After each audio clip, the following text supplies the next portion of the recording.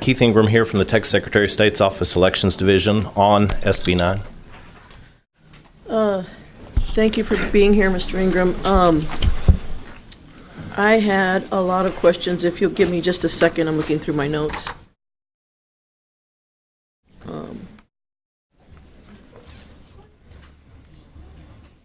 My first question was, what is the code now regarding penalizing? Are there criminal penalties in place now for poll workers who might not follow proper procedures? 65014 provides for a Class B misdemeanor Of the election code? Of the election code.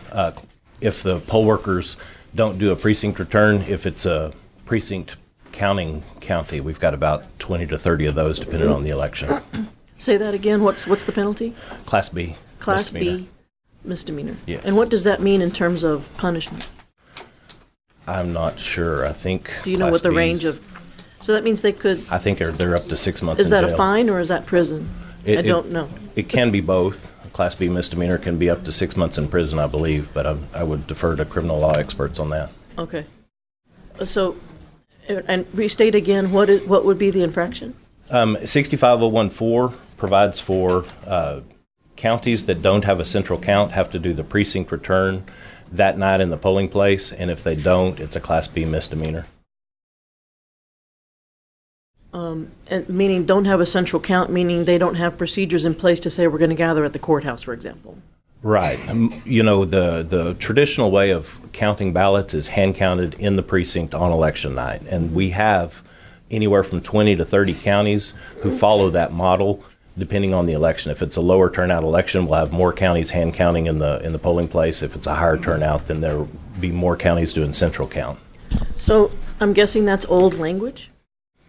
I'm not sure how long. I mean, 65014 has been on the books since codification, but I'm not sure if the penalty was there that whole time. As I read the bill, it also is saying you can't count your votes unless you're in a central location. And you can't use electronic devices, no connection there. So how do you fulfill both of those requirements? Well, in a county that's got a central count station, then obviously they do count their ballots at central count. I'm not sure what you're getting at with your question, though, because counties aren't required to have a central count, and I don't think anything in this bill would require a county to use a central count. Well, we don't do old-fashioned paper counting anymore. That's true. Much to the dismay of some people. But if we are if you're at various points of a county that doesn't do central counting, it seems to me with the machinery that we have now that's electronic, it means you're counting your votes at your precinct. That's right. And I may be remembering something from the bill but the bill says you can't do it at your precinct. You got to come together and do one grand count. I don't remember that in the bill. I saw that they do allow cameras from poll watchers to record counting of the ballots, and that modification is in 61.014 of the election code. So 61.014 says that you can't carry a device capable of making images into the polling place, but they say except for counting ballots. And so it would allow the 61014 prohibition is also at central count, and so this change would allow the poll watchers to record the counting of ballots, whether it's at the precinct or at central count. All right. Thank you. Representative Vanchia. Thank you, Mr. Ingram. Really quickly, I wanted to ask you about HAVA funds, Help America Vote Act funds. Sure. How much does the agency still have left? We've got, there's two different HAVA funds. Buckets. We've got the old HAVA funds that were given to us back in the mid-2000s. We have about $1.1 million left of that that's going to get us into the next biennium for team maintenance, the voter registration database.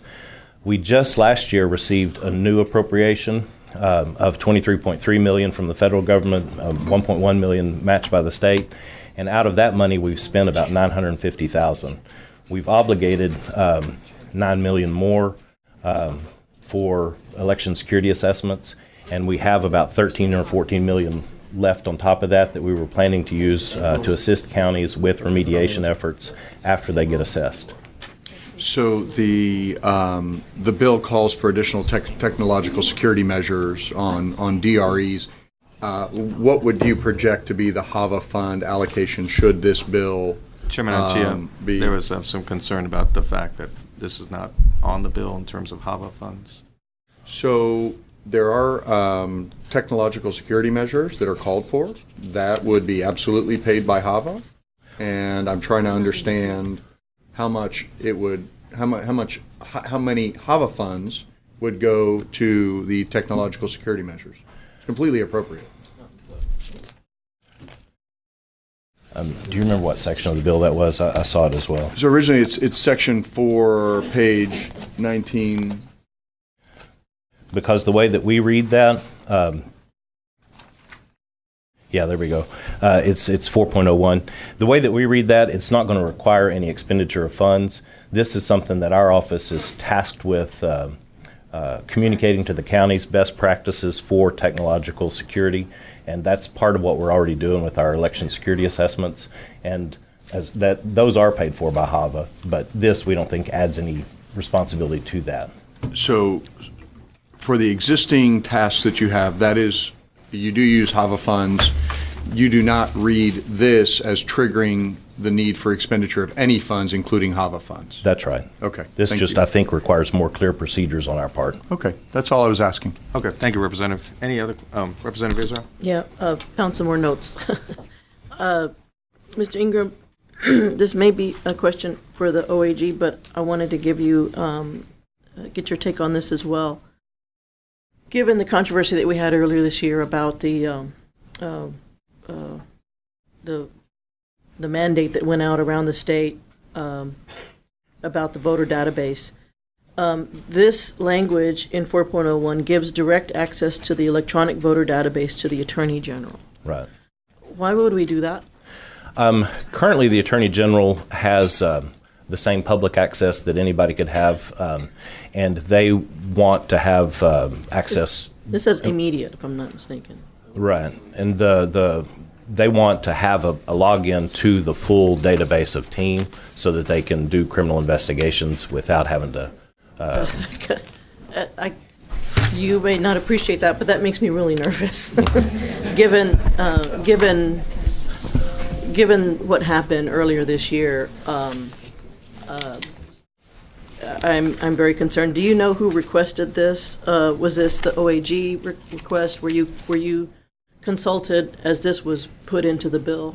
I have no idea who requested the language. The language in the original bill was more broad. It said that any appropriate law enforcement official, and we did ask if they meant Attorney General, just say Attorney General, and don't leave it broad. That was our request on the language. And did you talk to? At what point did you talk to the OAG about this language? Was it as it was being drafted in the Senate, or? I have never talked to the OAG about this language. You have not talked to the OAG about this language. So they already have access to Teams. It's just not an immediate, let me log in and see what's happening. No, they can log in as a public user, same as you can. What the difference is that they would be able to get the driver's license and social security number. More detailed information. More detailed information. Do you know? Well, I suppose I should save that question for the Office of the Attorney General. I think I'll leave that there. Okay. Thank you. Thank you. Representative Kane. Yes. I'm just curious with your office on some of the interpretation of some of the things in this bill.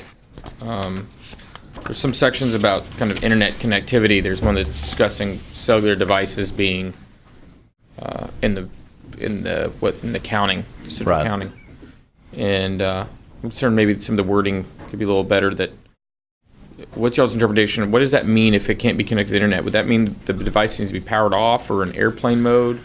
Because in my opinion, a cell phone is connected to the internet. So there is a function, at least on the iPhones that I have, where you can turn off the data connection, and that's what we would advise central account workers to do, is to turn off the data, and that just leaves the wireless phone capability. And, technical ramifications of that, I don't know if it's still connected to the internet or not, but I think if to turn the data off, you can still make phone calls, but you can't look anything up on the internet or send anything over the internet. Okay. Yeah, I was concerned about that when I was reading the language. It's important for us to have the ability to communicate with the elections administrators on election night in case there's any questions from the press about their numbers.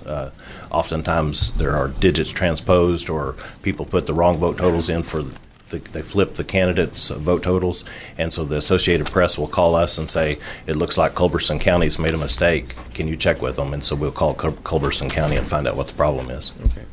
And what about some of these busing concerns people have raised? Are you familiar with that language in the bill? And I am. Does your office see that as meaning that a bus driver or somebody of general transportation can't bring more than 3 people? The way that we read that section is anybody that drives 3 or more voters to the polls, and those 3 are at the same time, and those 3 or more voters all vote curbside, then it would apply to that driver. And there's not a limitation on who that driver can be. It can be an Uber driver or it could be a bus driver, but it only applies if they bring 3 or more voters who all vote curbside at the same time. So it's pretty limited application, I would think. Okay. That's very helpful. Thank you. Thank you. Representative Busey? Thank you, Mr. Chairman. On what you were just talking about with Briscoe and the driver, can you explain why that is necessary? Why do we need to document who the Uber driver is that are bringing people to vote? I mean, what's the intent there? And why do we feel that to be important? Do you know, or I do you work not. with the author on that?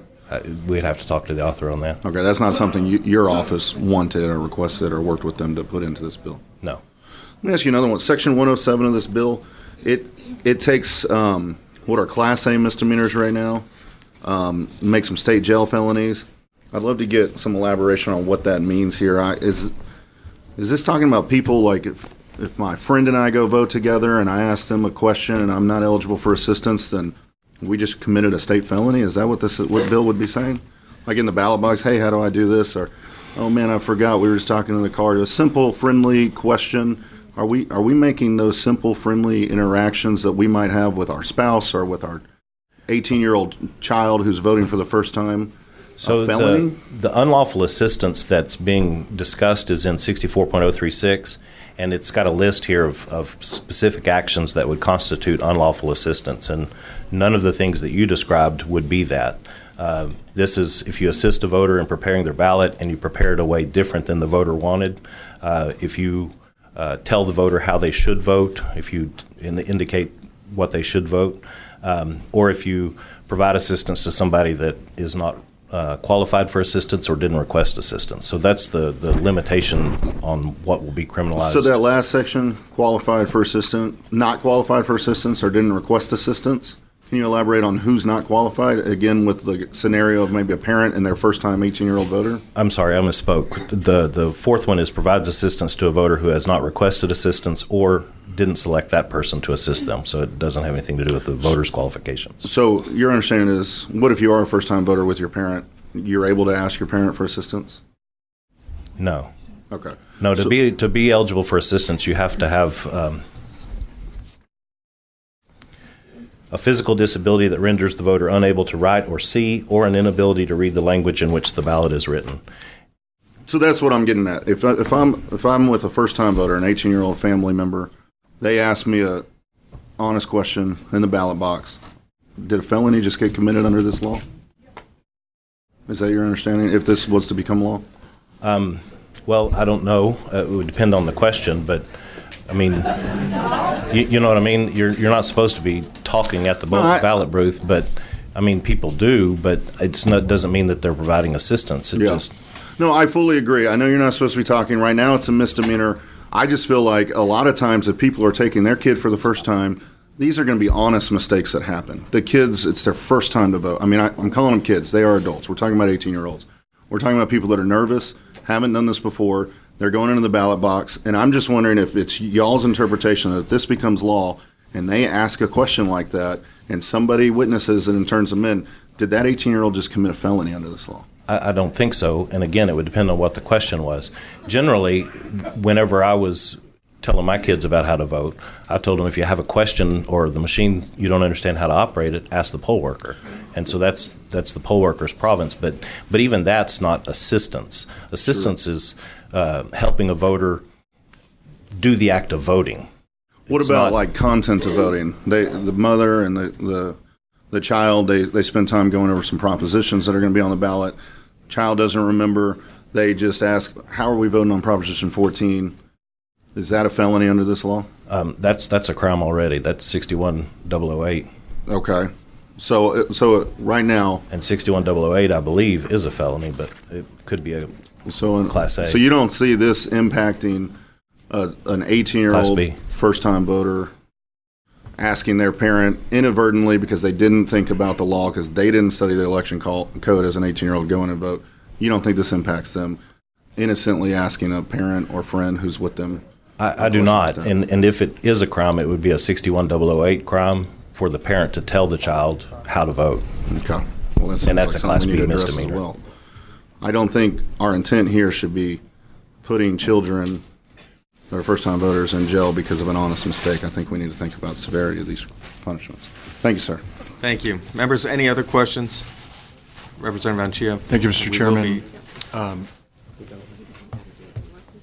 Keith, we have or about Mr. Ingram, 2 sorry. minutes, Mr. Yeah, We have about 2 minutes, Representative. all right. Well, I can just wait until after the floor. Okay, thank you so much.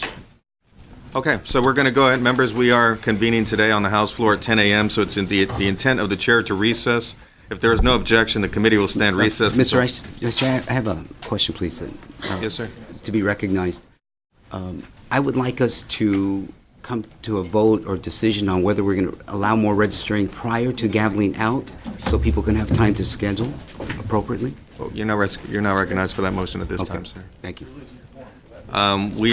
If there's no objection, the committee will stand recessed until final adjournment recess of the House or during the reading and referral of bills if permission is granted.